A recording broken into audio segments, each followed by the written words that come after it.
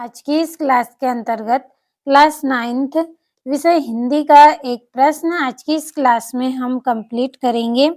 आसान से आसान भाषा में आपको इस प्रश्न का आंसर मैं यहाँ पे समझाने वाली हूँ, तो वीडियो में आप लास्ट तक जरूर बने रहें।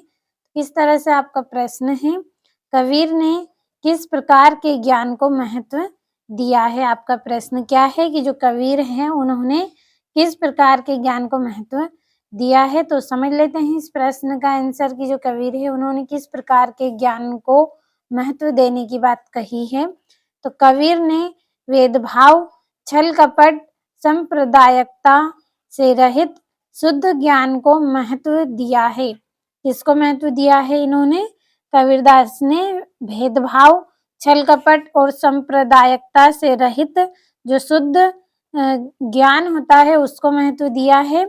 और सांसारिक व्यक्ति अनावश्यक माया मोह में फंसकर बकवास करते रहते हैं।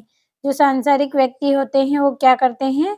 अनावश्यक यानी कि जो हमारे लिए उपयोगी नहीं है, ऐसी मोहमाया में फंसकर क्या करते हैं? बकवास करते रहते हैं और उनकी ओर ध्यान देना व्यर्थ है। तो अच्छे से आपको समझ में आया होगा कि किस तरह के ज्ञान को इन्होंने महत्व दिया है।